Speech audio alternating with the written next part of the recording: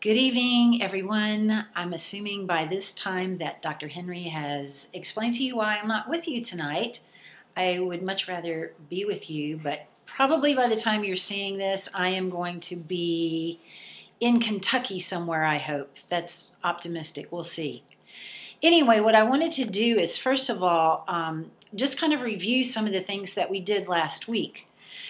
So at the very beginning of when I started talking with you, I talked about cultural competence and the steps to get there.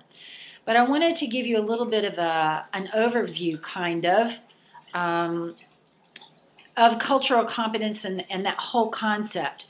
So if we think about cultural competence and why it's important to you, I want to hopefully put this in all of this in a context so that it's meaningful for you.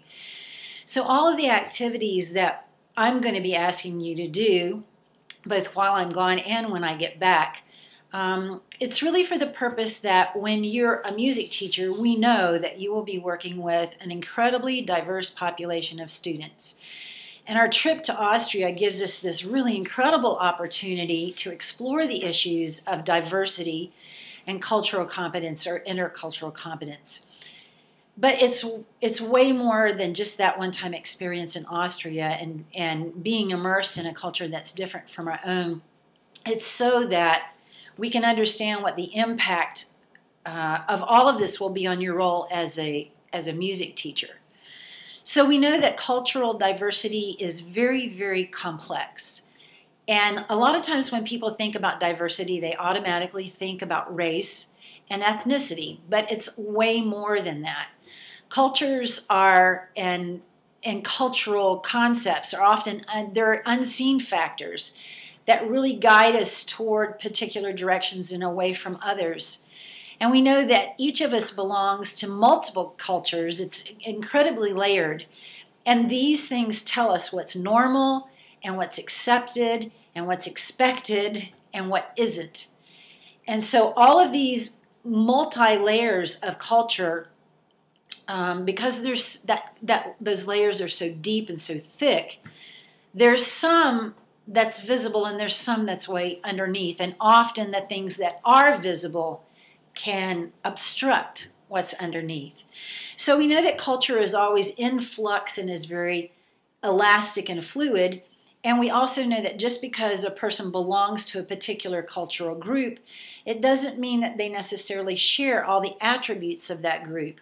So if you're working with a student who is of a particular ethnic background and a particular religion and a particular socioeconomic level, you might make assumptions, and we've talked about assumptions a little bit, that that person has all of the attributes of each of those groups, but they might not necessarily. So not only is culture changing, but it relates to those symbolic parts of our lives. When I think about the complexity of culture, I think back to an experience that I had when I was in Mexican town in Detroit. And one of the students that I was working with, an undergrad student, who was bi-ethnic. Her dad was Mexican and her mom was Anglo. And she made a lot of assumptions about the kids in Mexican town and assumed that she would have some type of automatic rapport with them because she was Mexican-American and they were Mexican-American. But the very fact that they lived in the middle of urban downtown Detroit meant that their Mexican-American culture had been influenced by the culture of living in an urban area. And so the assumptions that she made, she found out, were very inaccurate, and she kind of set herself up for some cultural conflicts. So culture is fluid and influx and elastic. The symbolic part of our culture is where we really make meaning for ourselves and the world.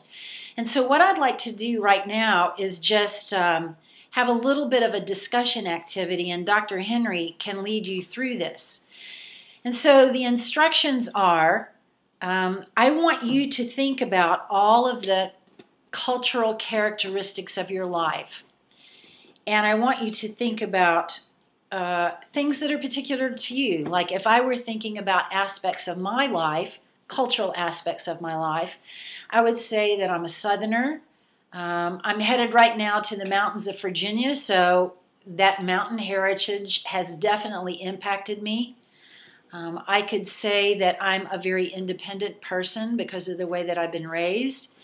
I could say that music plays a big part of my cultural life. So there are lots of different cultural aspects that we each have. So right now I would like for you to come up with a list, and Dr. Henry is going to write the words that you come up with up on the board so that everybody can see them. And I want you to generate a big long list of words. You should have probably 30 words up on the board. So think about aspects of culture. Think about the things that are visible. Think about the things that you identify with, whether it's your dress or the way that your family values education. So think about those things for just a second and have Dr. Henry write those words that you come up with on the board. And Dr. Henry, if you will hit pause right now, then I can come back to you in just a second. The point that I want to make here is that often when we think of cultural characteristics, those things that we think of first are the things that are most visible. But when it comes down to it, what makes us who we are and what is really, really important to us is often those characteristics that are the most abstract. And so we really have to think about this symbolic area, and that's the word that we would use to title that third category. This symbolic area is where we make meaning of ourselves in the world. This is the place where we construct our identities. And since culture is so closely related to our identities, who we think we are, and with the ways that we make meaning, and that means what's important to us and how, it's always a factor in conflict. So what I want you to think about now, a lot of you have heard of the golden rule. You do unto others as you would have them do unto you. But when we think about all these aspects of culture and you see them listed on the board, all these different characteristics that you came up with, and you think about people who are so different from you and so diverse, and what kind of characteristics would they come up with, and how would they like to be treated? Of course, you want to be treated the way that you make meaning of the world. So actually, the golden rule can often create conflicts, because if you're interacting with someone who's very different from you, they might not want you to do unto them like you would want them to do unto you, because they're so different from you. So what I'm going to suggest that you think about is the platinum rule. Cultural awareness leads us to apply this rule in place of the golden rule.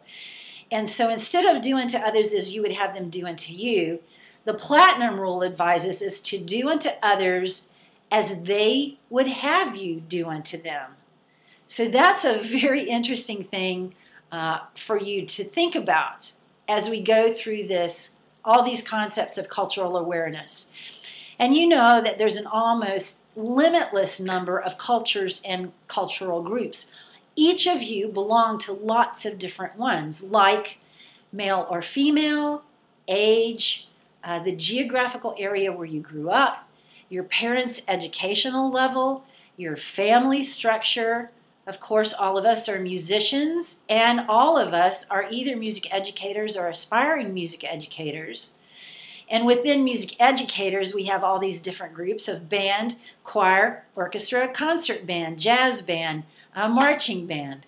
We also belong to cultural groups concerning the instruments that we play, what kind of traditions our families celebrate, what kind of faith we ascribe to, what our parents do or have done for a living, what kind of neighborhood we live in, how much money your parents make, your political beliefs, the kind of music you listen to, what kind of accent you have when you speak, and so many more.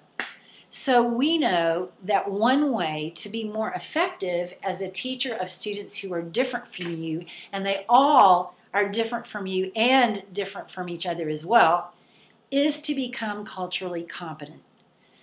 So here's an overview of cultural competence or intercultural competence. I use those words interchangeably.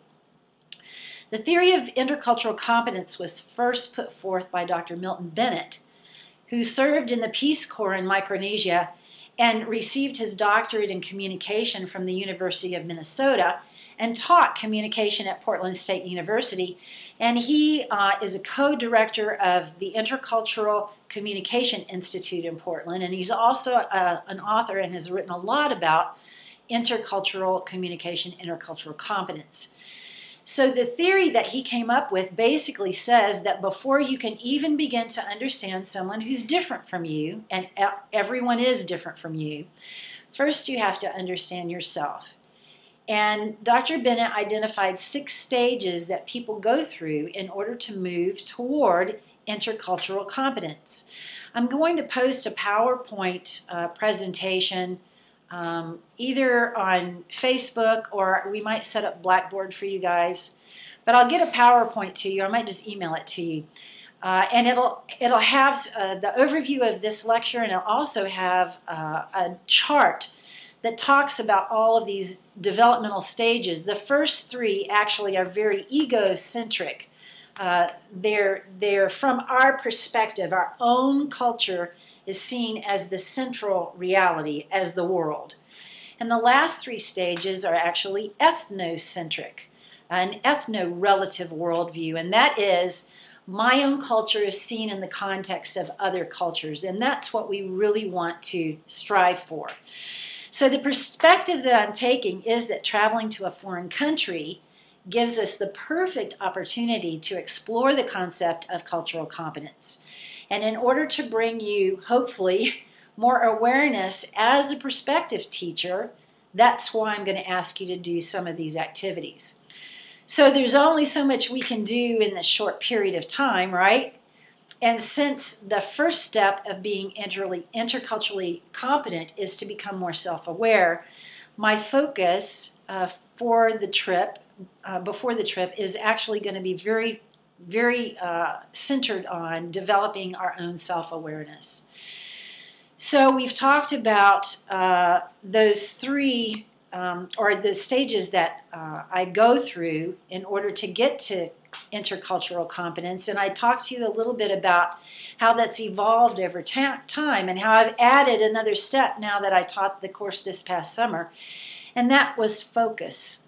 And so last week we talked about focus and how focus is decluttering and not giving in to distraction and being able to be quiet. And we did some exercises in focus. We counted backwards, skipping every other number, every third number.